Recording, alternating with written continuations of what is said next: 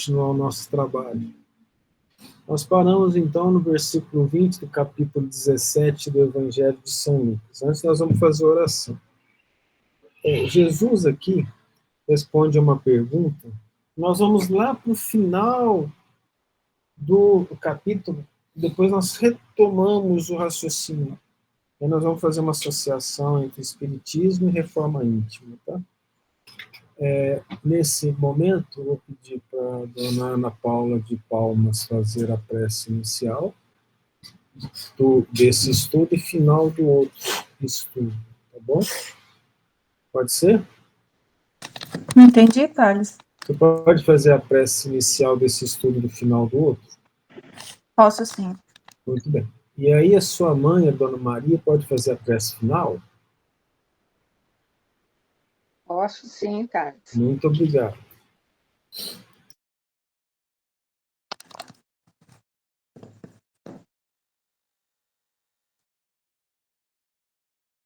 E ainda assim, bem unidos pelos nossos objetivos, pelos nossos pensamentos, e principalmente pelos nossos corações. O sentimento que nos envolve em comum neste momento, pedindo, Mestre amado, que as tuas palavras criem um entendimento, ligando os nossos pensamentos, a nossa razão, aos nossos corações e aos nossos sentimentos. Agradecendo pela oportunidade, bem ligados às equipes espirituais, os irmãos que nos assistem neste momento.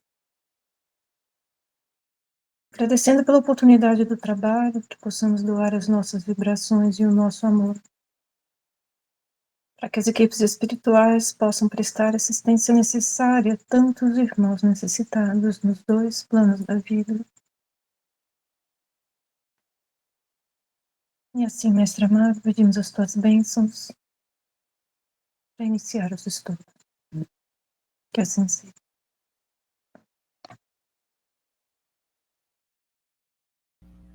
Graças a Deus. É interessante, né? Que a gente já tem observado que quem prepara os estudos são os espíritos. Eu não sei se vocês já perceberam isso.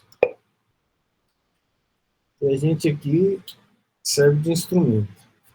Então, esse trabalho que a gente fez antes, no primeiro estudo, ele serviu de uma base, uma preparação para o entendimento dessa parte do Evangelho de Lucas, por incrível que pareça.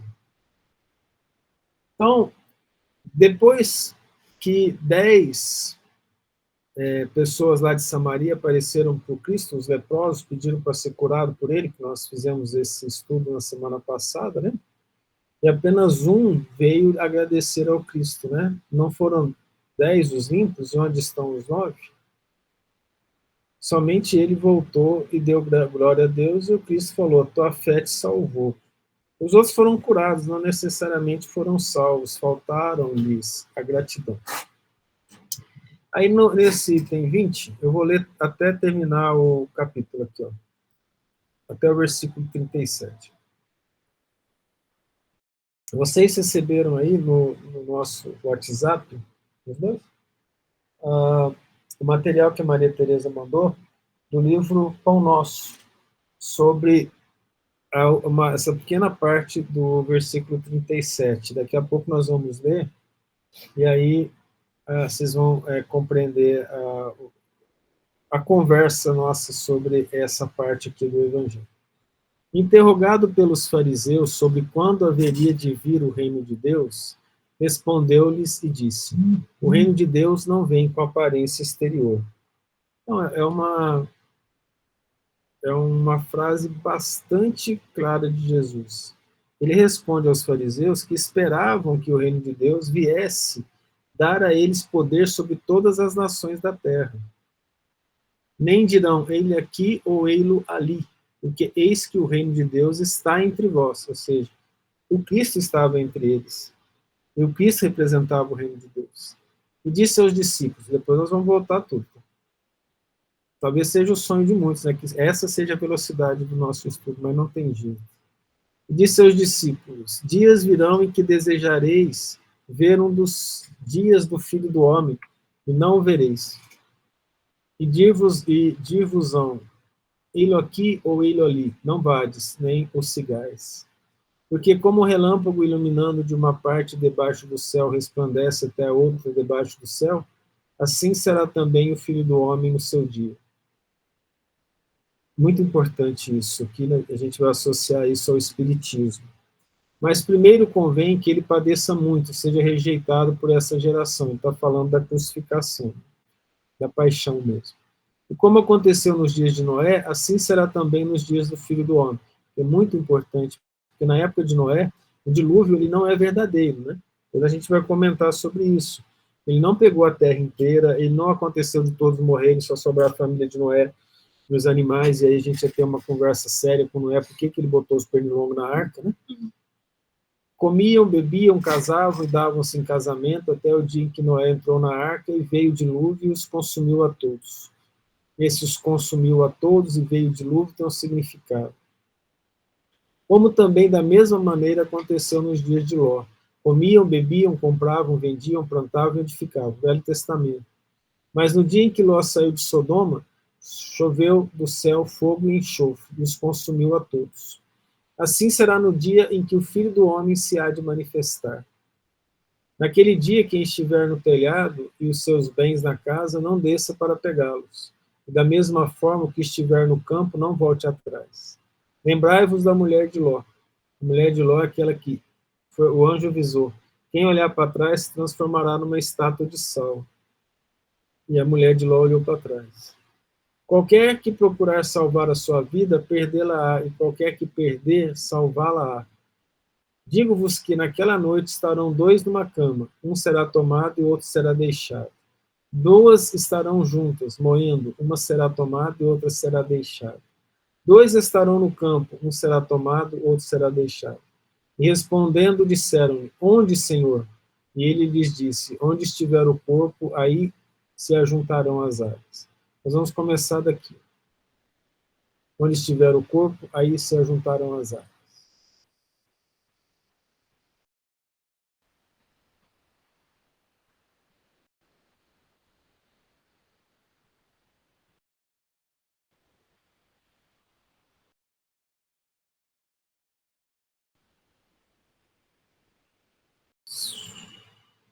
Vocês conseguem ver bem aqui?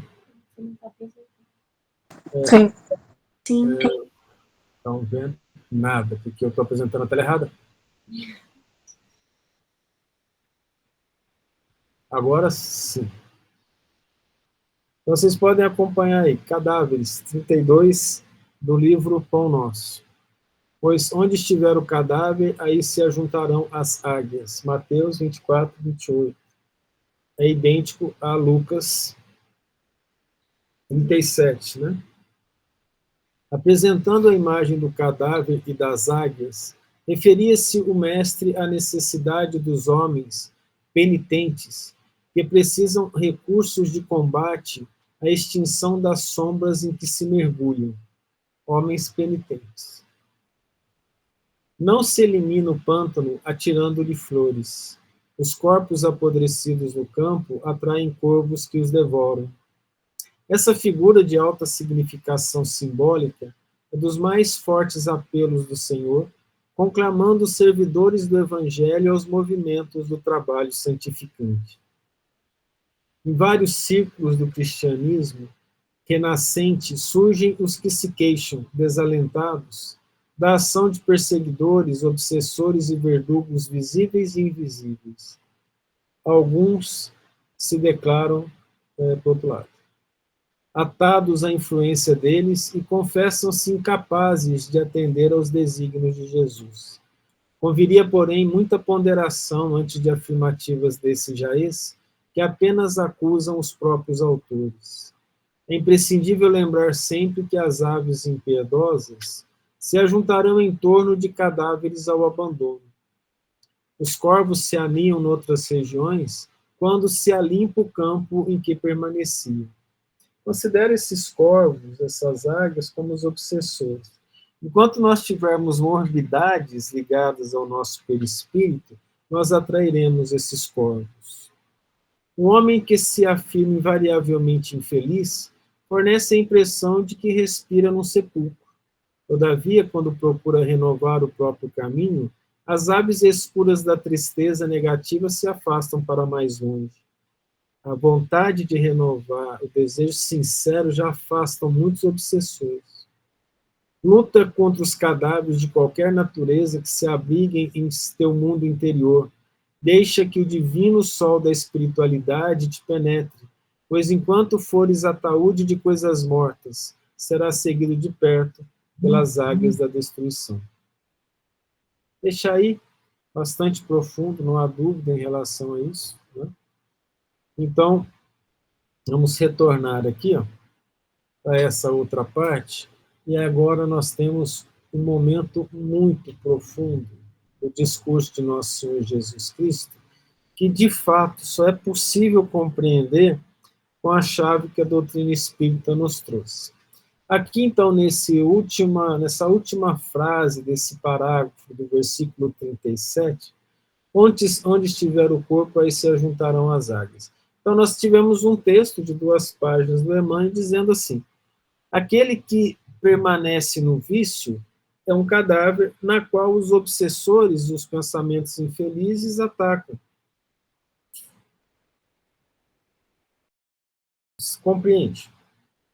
Aquele indivíduo que se renova, que luta pelo bem, as aves não vão mais habitar ali, pelo menos a maioria. O outro corpo sempre vai aparecer, mas é o trabalho constante de renovação, trazendo para nós aquele conceito de Kardec, reconhece-se o verdadeiro espírito e o verdadeiro cristão, que são a mesma coisa, pela sua transformação moral e pelos esforços que faz para vencer suas más inclinações. Não reconhece pela perfeição, nem pela estabilidade do comportamento, mas pela mudança contínua, já que a evolução requer isso de nós, uma mudança contínua. Nesse sentido,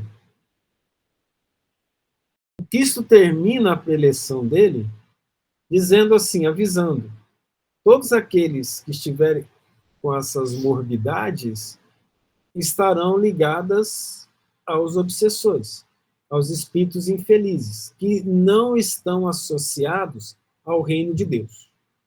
Feito isso, vamos voltar então para o versículo 20. E agora nós vamos aos poucos dando as informações necessárias. Então, interrogado pelos fariseus, aqueles que não gostavam do Cristo, sobre quando haveria de vir o reino de Deus, porque o Cristo pregava a vinda do reino de Deus. Ele como filho de Deus. O reino de Deus ainda não chegou. Pai nosso que estais no céu, santificado seja o vosso nome. O que mais? Venha a nós o vosso reino. É um pedido que nós fazemos. Não é assim? Venha a nós o vosso reino. Então, o que nós temos aqui? O reino de Deus, o Cristo traz para nós o reino de Deus através das mensagens dele. Respondeu-lhes e disse: o reino de Deus não vem com aparência exterior, ele vem no íntimo do indivíduo. Então, todo indivíduo que luta para vencer suas más inclinações, não se tornando um corpo em que as águias vão lá comer, ele está trazendo o reino de Deus para dentro de si. É a transformação moral. A transformação moral, veja que isso aqui se liga ao estudo que nós fizemos hoje cedo sobre a multidão. A transformação moral é você sair da multidão, buscar o conhecer-te a ti mesmo e se renovar constantemente. Não é uma tarefa que vai acontecer sem esforço, sem determinação. Não vai acontecer simplesmente por acontecer. Ela vai acontecer pelo trabalho constante de renovação do indivíduo. Então, o reino de Deus começa a nascer dentro de todo aquele que luta contra as suas más inclinações. Aí o reino de Deus começa a nascer ali. Então, quando nós falamos o Pai Nosso, nós nem sabemos o significado, né? Venha a nós o vosso reino. Significa assim, Senhor, dê-me a força para lutar contra as minhas más inclinações, para que o teu reino comece a existir dentro de mim. E um dia em que o teu reino chegará aos corações de todos aqui, os meus irmãos, ele virá sobre a terra, e a terra será o verdadeiro reino teu. Então, nós falamos no Pai Nosso, venha a nós o vosso reino, nós estamos pedindo força para trazermos o Cristo para dentro de nós, porque ele é o reino de Deus. Ele veio em nome de Deus trazer conhecimento para nos dar a felicidade. Nem dirão, ei-lo aqui ou ei-lo ali, porque eis que o reino de Deus está entre vós. Ele diz aí claramente, eu sou o reino de Deus. Mas não é o eu sou, o ser físico, é o eu sou, o representante de Deus, aquele que, sendo filho do Pai, veio trazer a mensagem do Pai para a felicidade dos homens. Então ele não é exterior, ele não está num lugar ou no outro, ele está dentro de nós. Volto a repetir algo que eu tenho repetido nessas últimas 2 semanas, que é o versículo do Evangelho Apócrifo de São Tomé. O reino de Deus está dentro de cada um, não está em templos feitos de pedra ou de madeira. Levante a pedra e me encontrarás, quebre a madeira e eu estarei lá. Então, isso, nesse evangelho apócrifo, que a igreja não colocou como um dos 4 evangelhos, mas o Apocalipse. Ela não considera verdadeiro. Mas eu falo que se considerar verdadeiro, vai falar que o reino de Deus está dentro da gente, não precisa de templo de pedra ou de madeira, as pessoas não vão para a igreja mais. Claro que é uma interpretação equivocada, mas perigosíssima.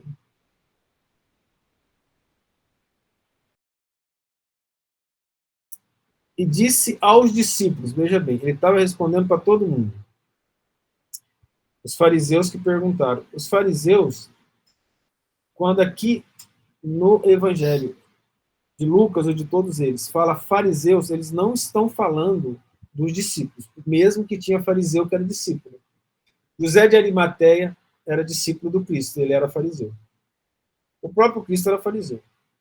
Não era fariseu, né? Ele era judeu, mas assim, ele foi criado dentro do farisaísmo. Aí ele fala assim, aos discípulos, ou seja, para vocês que têm olhos de ver e ouvidos de ouvir. Dias virão em que desejareis ver um dos dias do Filho do Homem, e não o vereis. Ou seja, eu vou embora.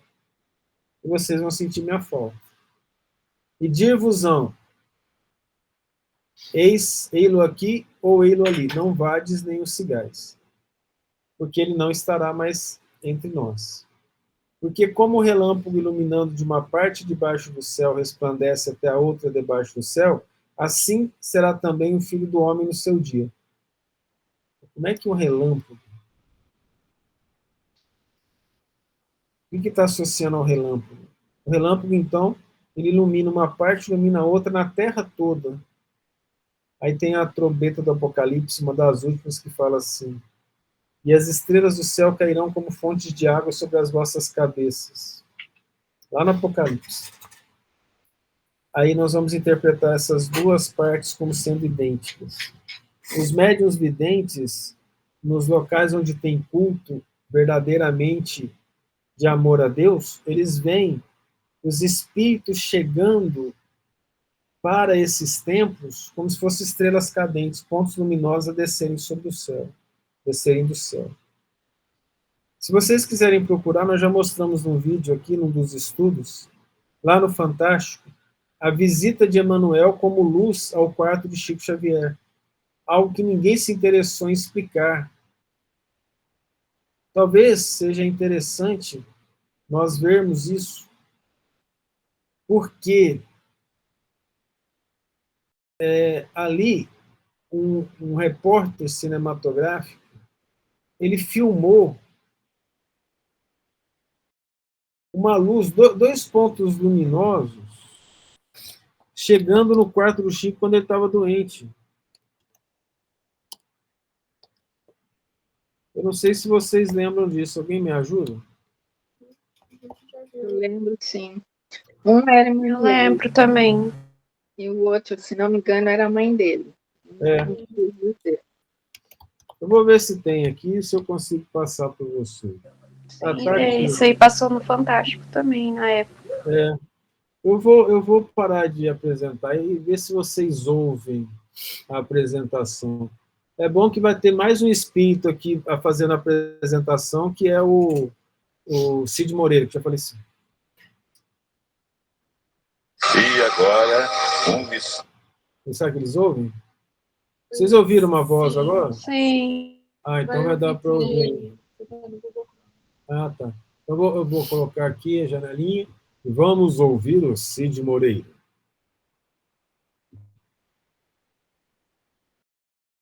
Vejam, 1 minuto e 37. Que intriga os espíritas de Uberaba. É a história de uma luz que, segundo o médico... Vai ter que ser assim, gente. Senão não vai aparecer. E agora, um mistério que intriga os espíritas de Uberaba.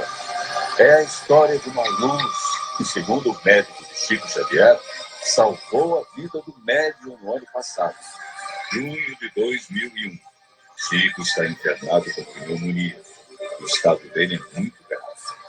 No 5º dia de internação, durante uma filmagem, um ponto luminoso passa em alta velocidade diante da lente. O feixe de luz se divide em 2 e depois se une. Deste ângulo parece passar em frente à janela do quarto em que Chico está internado. Seria algum reflexo? Um pássaro? Algum defeito no equipamento? Na hora em que esta filmagem foi feita, o estado de saúde de Chico Xavier se alterou. Foi daquele momento para frente que ele passou a melhorar. A febre desapareceu, a sua respiração melhorou e ele ficou mais alerta. Não tenho nenhuma dúvida que houve do mundo espiritual, como se diria, uma nova etapa, um novo tempo de vida para o nosso querido Chico. Domingo que vem, você vai ver o que dizem os especialistas sobre esta imagem. Talvez o último mistério de Chico Xavier. Vocês concordam que isso é como se fosse as estrelas do céu caindo como fontes de água sobre as nossas cabeças? Ali foi filmado, mas os médiuns veem isso. E quando que essas estrelas começaram a vir de um canto a outro do planeta como raio que resplandece sobre a Terra? Quando os espíritos começaram a se manifestar, preparando a vinda da doutrina espírita. Então o Cristo fala assim, eu vou voltar. Mas ele vai voltar como relâmpago. Ou seja, o Filho do Homem no seu dia, o dia em que ele retornará na forma de Consolador prometido. E aí nós mostramos uma evidência. Depois, se vocês forem continuar o estudo lá, não tem nenhuma explicação para aquilo. Não é defeito de lente, não é pássaro ou avião, nem super-homem. Aquilo lá foi uma luz e eles não conseguiram explicar. Ficou sem explicação da ciência física sobre isso. Então, evidências não nos faltam, né, que toquem o nosso coração. Mas, antes dele vir, como Consolador prometido, convém que ele padeça muito e seja rejeitado por essa geração. E nós sabemos que isso vai acontecer. Aquela geração qual que é? É uma geração de espíritos que deveriam, no momento que o Cristo esteve na Terra, se preparar para retornar ao mundo espiritual superior da qual eles vieram, para um outro planeta, que é um planeta mais evoluído, que são os enviados de Capela. Os espíritos que vieram do sistema de Capela, de um dos planetas do sistema de Capela. Aí o Cristo aqui, ele chama atenção, então, para essa situação de que aconteceu semelhante na época de Noé. E como aconteceu nos dias de Noé, assim será também nos dias do Filho do Homem. Aqui o Cristo dá uma chave para interpretar que o dilúvio foi uma representação do fim do mundo. Assim como as pessoas falam que o fim do mundo está chegando. Nesse sentido, está assim. no sentido em que os espíritos que vão ficar na Terra serão poucos. Eu ouso dizer que o Cristo falou até a quantidade. Se tiver 2 no telhado, um vai ser levado, outro vai ficar. Ou seja, cerca de 50% da população do planeta não vai ficar na Terra. Cerca de 50% não tem condições de continuar no planeta Terra quando ele se melhorar e quando ele assumir, né, como um planeta de regeneração que já iniciou o processo. Então, não tendo condições, cerca de 50% vai para outro planeta, porque ele fala de 2. Fala, mas por que ele falou de 2 foi simbólico?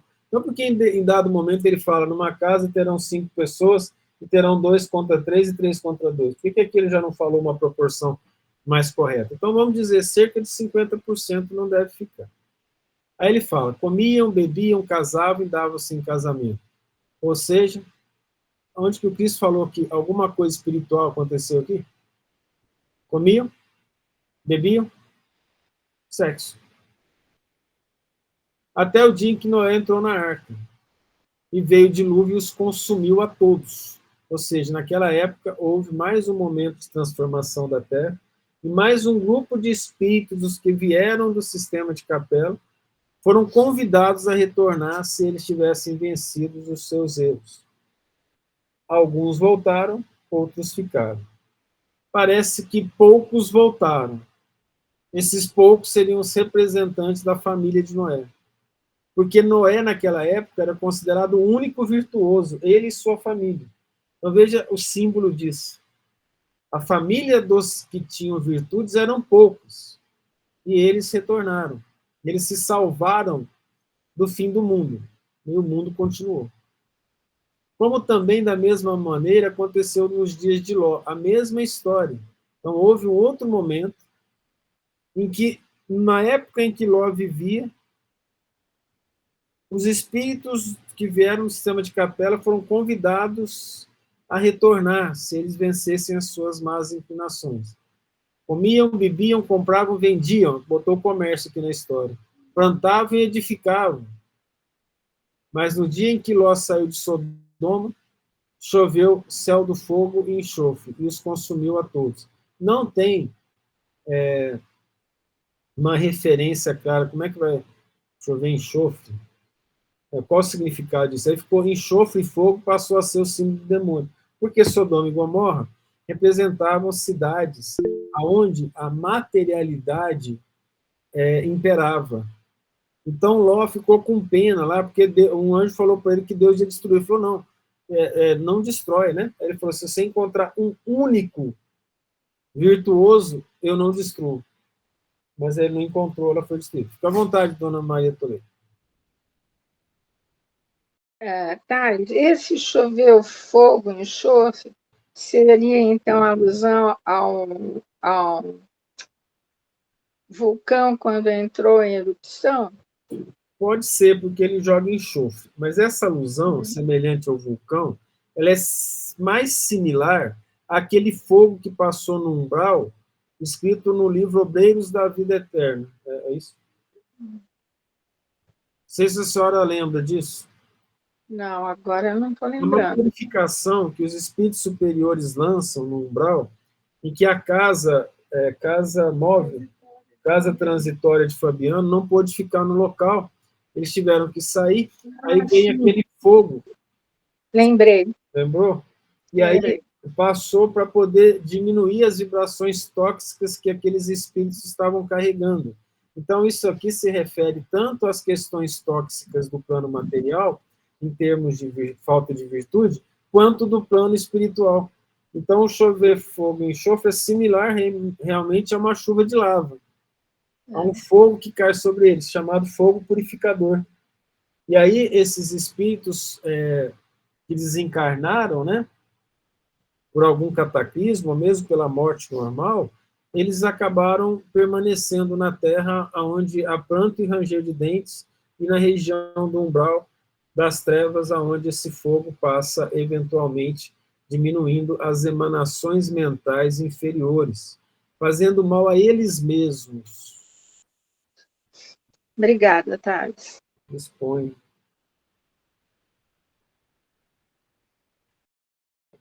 Assim será no dia em que o Filho do Homem se há de manifestar.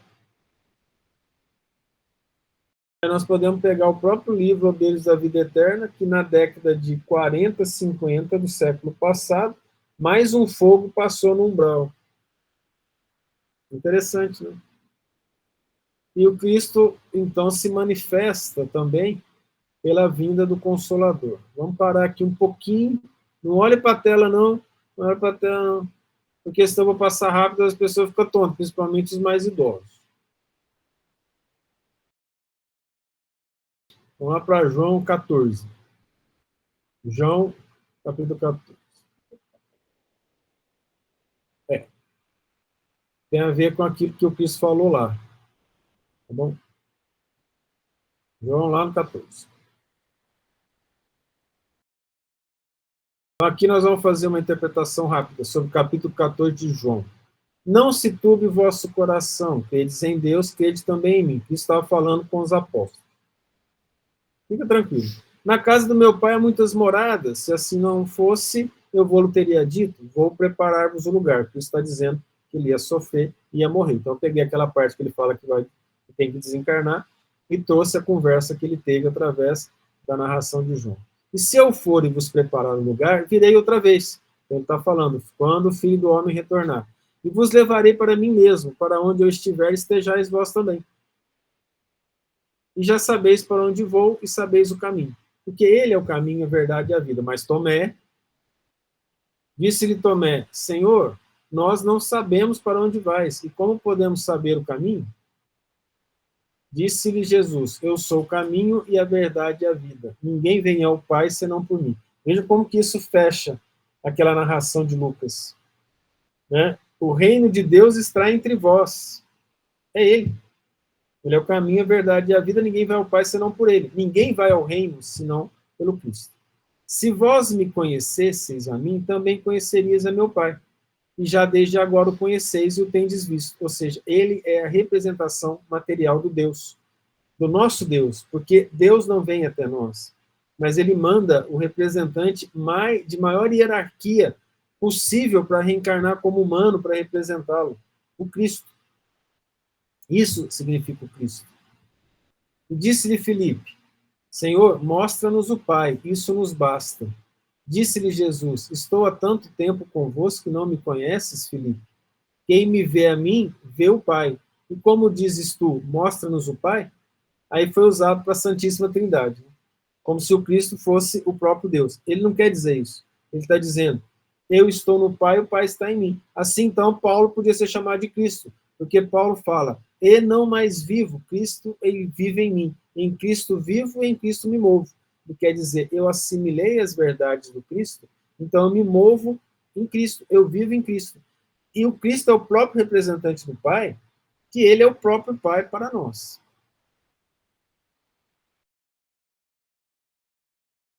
Não crês tu que eu estou no Pai e o Pai está em mim? As palavras que eu vos digo, não as digo de mim mesmo, mas o Pai que está em mim é quem faz as obras. Crede-me que estou no Pai e que o Pai está em mim. Crede, ao menos, por causa das mesmas obras. Ele só fazia obra do bem, né? É o próprio Deus conosco. Na verdade vos digo. E aquele que crê em mim também fará as obras que eu faço, e as fará maiores do que estas, porque eu vou para o meu Pai. Vou deixar a responsabilidade para vocês. E assim nós vimos, por que é maior que a dele? Porque ele já é grande. Mas imagina um humano fazendo a mesma coisa. Foi o que aconteceu com os apóstolos e com os discípulos, que curavam em nome dele. Basta a gente ler os Atos dos Apóstolos. Pela velocidade que nós estudamos a Bíblia, Atos dos Apóstolos só chega na próxima encarnação. Tudo quanto pedirdes em meu nome, eu o farei, para que o Pai seja glorificado no Filho. Se pedirdes alguma coisa em meu nome, eu o farei. É a mesma coisa de orar para o Pai. Se me amais, guardai os meus mandamentos. Olha, se eu amo Cristo, eu começo a fazer a vontade do Cristo. Aí foi o que o Paulo falou, eu não mais vivo, Cristo vive em mim. Porque o Paulo amou Cristo de tal maneira que ele passou a viver o que o Cristo ensinou. E eu rogarei ao Pai. Então, veja, não é possível que ele é hipócrita a ponto de falar assim, eu estou aqui, eu sou o Pai, agora eu vou rogar ao Pai, né? Eu vou rogar a mim mesmo. E ele vos dará outro consolador, não é ele, em carne, outro, para que fique convosco para sempre. Para ficar para sempre não pode ser um ser, porque em sendo matéria perecerá. Ele, como homem, morreu. Então ele vai mandar uma ideia, uma doutrina, um pensamento. O Espírito de verdade que o mundo não pode receber, porque não vê nem o conhece. Mas aí o Espiritismo, desde aquela época, o Espírito de verdade é o conjunto de espíritos que trabalham com Cristo pela melhora espiritual, moral da humanidade. Porque habita convosco e estará entre vós. Vós o conheceis. Por quê? Porque aqueles que conheceram, estavam perto do Cristo, os apóstolos e os discípulos, aprenderam já sobre o Espiritismo que não havia nascido ainda, sobre reencarnação, sobre manifestação dos Espíritos, a ponto de João falar, né? Não credes em todos os Espíritos, verificai se eles são de Deus. Pedro fala, nós estamos envoltos por uma nuvem de testemunhas. Então eles viam, eles eram médiuns, eles já conheciam o Espiritismo. Não vos deixarei órfãos, voltarei para vós. Ainda um pouco e o mundo não me verá mais. Porém vós me vereis, porque eu vivo e vós vivereis. Vereis porque farão a vontade dele. Naquele dia sabereis que eu estou em meu Pai, e vós em mim, e eu em vós. Aí, ó, e vós em mim. Todo aquele que faz a vontade do Cristo está no Cristo. E está com o Pai. Porque quem segue o Cristo, segue o Pai, porque ele está em nome do Pai. Aquele que tem os meus mandamentos e os guarda, esse é que me ama. E aquele que me ama será amado de meu Pai. E eu amarei e me manifestarei a ele.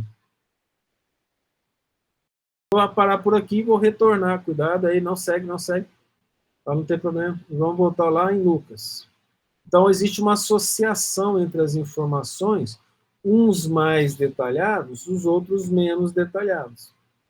Então, em Lucas, aqui no capítulo 17, a informação aqui ela é mais mística, vamos falar assim, né? Em que o Cristo está falando sobre a maneira como ele vai vir. Assim será no dia em que o Filho do Homem há de se manifestar. Então, lá ele avisa, eu venho, vos mandarei um outro Consolador, o Espírito de verdade. Qual que é o nome do Espírito que é o mentor, né, vamos dizer assim, o guia espiritual de Allan Kardec? Como que ele se manifestou? Qual é o vosso nome? Ele falou, verdade. E depois ele assina, Espírito Verdade. Que ele achou que era o Cristo, mas não era. Era João Batista. Aí ele fala, naquele tempo, vai começar a separação do joio do trigo. Ele já vem avisando. Naquele tempo, naquele momento, a terra vai passar por uma transformação. Assim como Noé veio, teve uma transformação, Ló veio, teve uma transformação, eu vim e teve uma transformação, quando eu retornar vai ter outra. Vai ter um momento em que a terra vai mudar de fase. Nós vamos encontrar isso no capítulo número 1 do Evangelho segundo o Espiritismo, sobre a progressão dos mundos. E aí a Terra vai passar de planeta de provas e expiações para planeta de regeneração.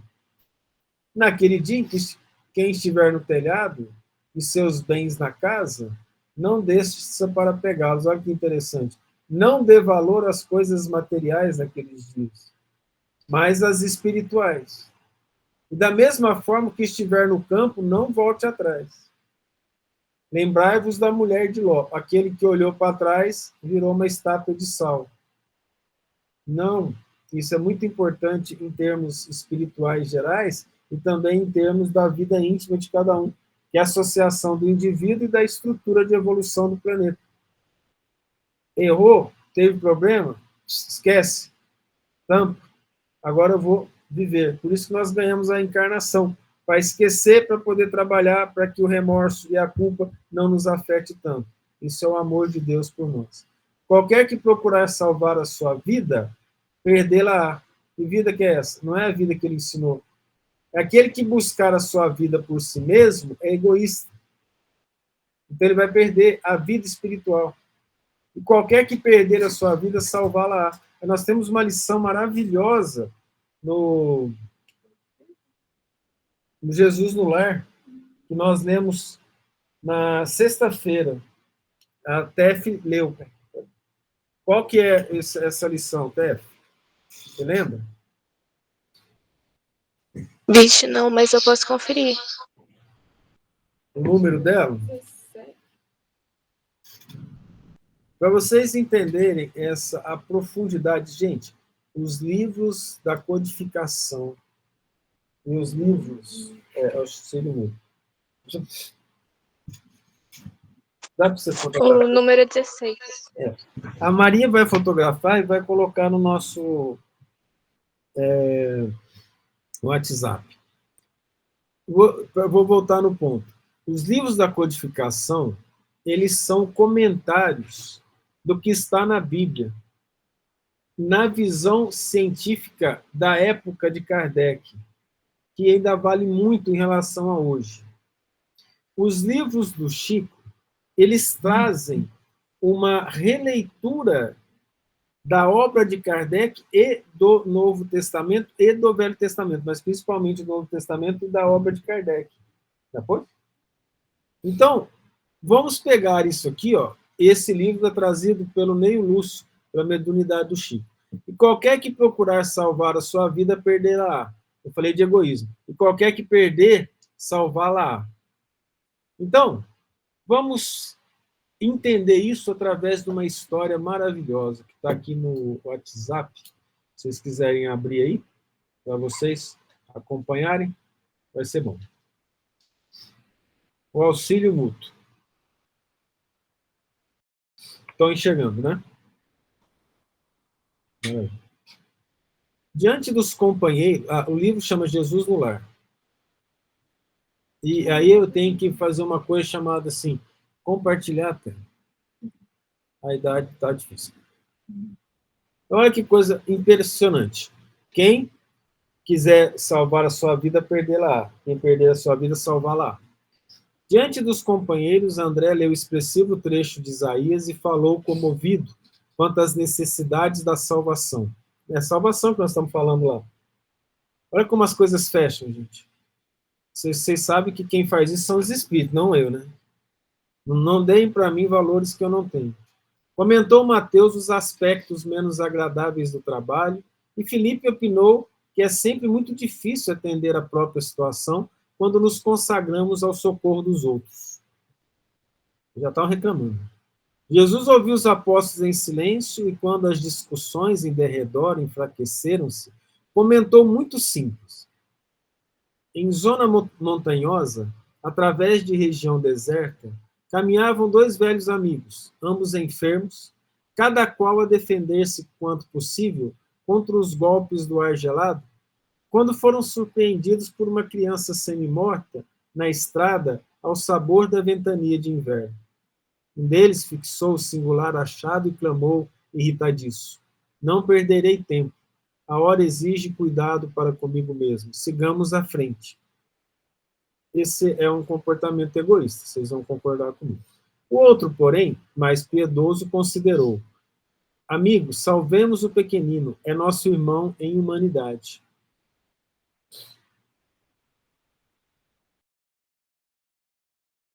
Não posso, disse o companheiro endurecido.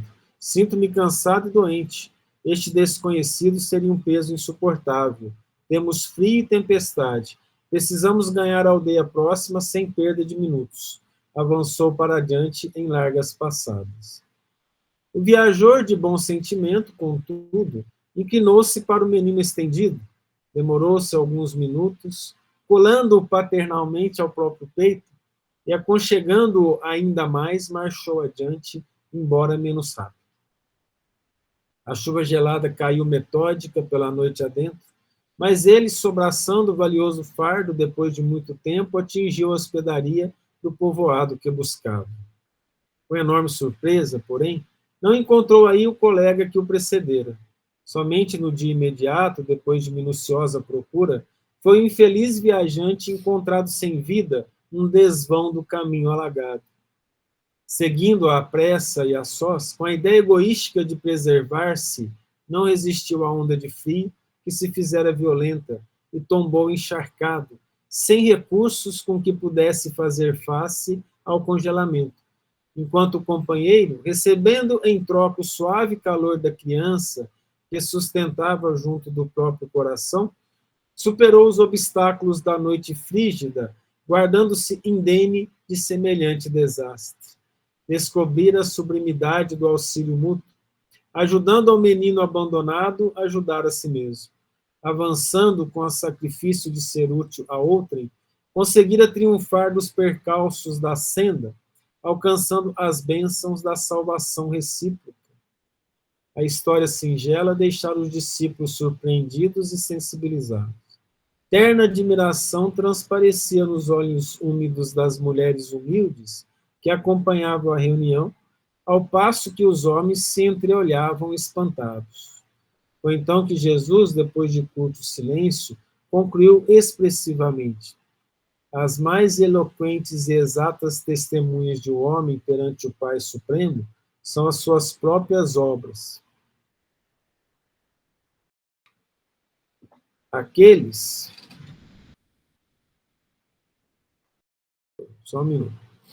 que amparamos constituem nosso sustentáculo.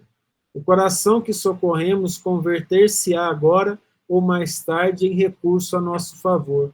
Ninguém duvide, um homem sozinho é simplesmente um adorno vivo da solidão, mas aquele que coopera em benefício do próximo é credor do auxílio comum.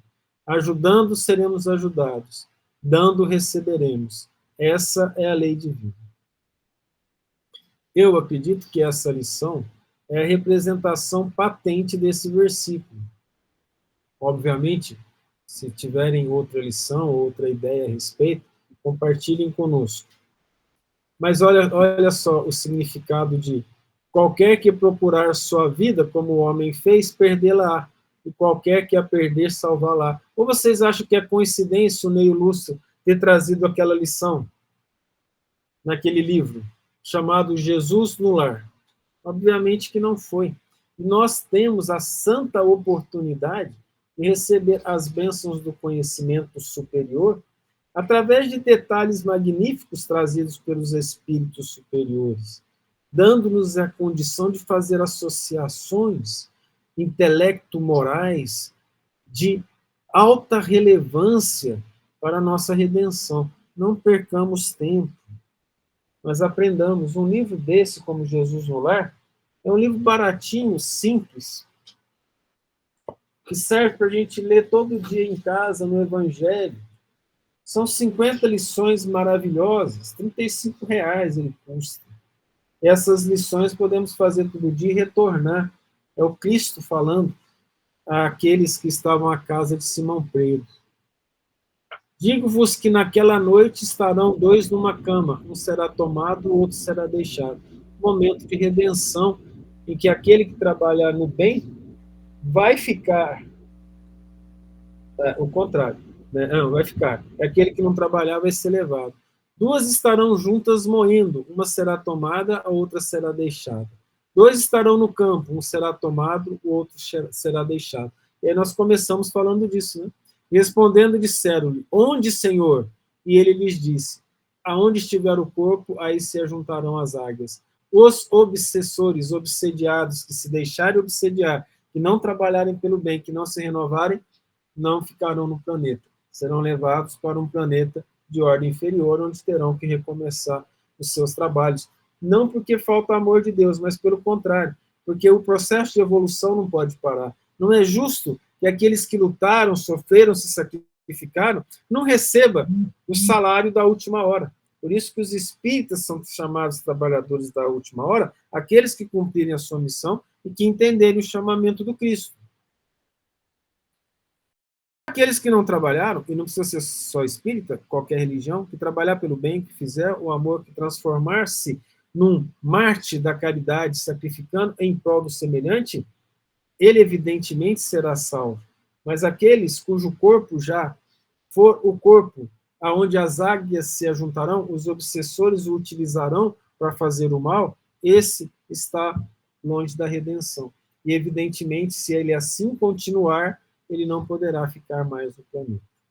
Terminamos aqui a nossa conversa de hoje, relativo ao Evangelho de Lucas. Veja que a doutrina espírita nos oferece uma chave para abrir a porta do entendimento. Né?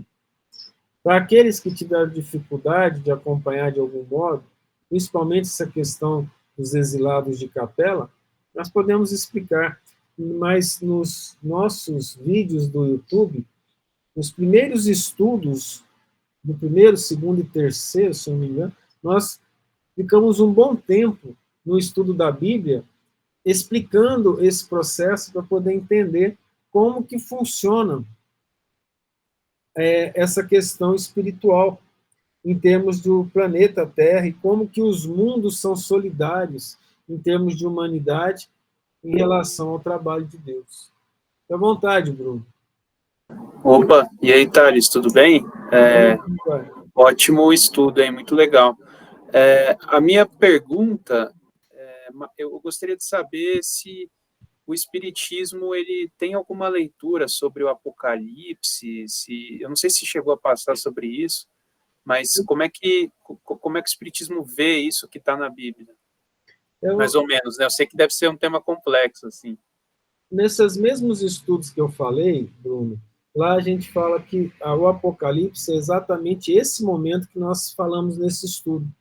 É o fim dos tempos, assim como foi o fim dos tempos na época de Noé, na época de Ló, na época do próprio Cristo. É o fim de uma etapa da humanidade, por isso que é o fim do mundo como ele é, para recomeçar num mundo diferente, um planeta de regeneração. É assim que é a leitura do Apocalipse em termos gerais. Eu não me lembro quais foram os estudos, depois eu olho lá no YouTube, né, que a gente guarda os estudos, tem esses estudos iniciais que eu pego o tablet, eu vou explicando a evolução, pegando principalmente o livro chamado A Caminho da Luz e o livro Evolução em Dois Mundos, né, do André Luiz. E a gente faz essa associação do Apocalipse com o final dos tempos, com a vinda dos espíritos de outro planeta que passavam por uma situação semelhante à da Terra, na qual foi chamado na Bíblia de paraíso. Mas eu estou à disposição, sim. Se quiser, a gente vai e explica. Mas se você puder dar uma olhada lá, eu acho que foram 2 horas, mais ou menos, né? Dois estudos só explicando sobre esse assunto. Tá? Combinado, pode deixar que eu vou dar uma olhada ali. Muito obrigado, viu? Disponha. Então vamos finalizar com a dona Maria Ângela fazendo a oração final. Receba o nosso carinho, nosso abraço. Tudo de bom a todos. Deus nos abençoe. Eu queria saber se vocês estão me ouvindo bem. Dá para me ouvir? Sim, está ótima. Sim, dá sim. Obrigada.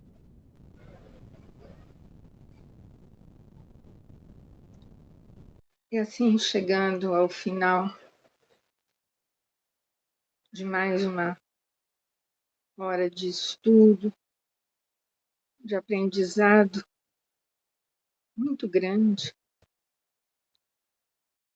vamos voltar nossos pensamentos a Deus para agradecê-lo, não apenas pela oportunidade da encarnação, mas também por esta oportunidade que nos é concedida de aprender a respeito das suas leis através das lições de Jesus, do Evangelho, das obras do Chico, através das explicações do nosso irmão, nos conduzindo a um esclarecimento maior, a um porquê que nos faz, assim, querer cada vez mais nos melhorarmos.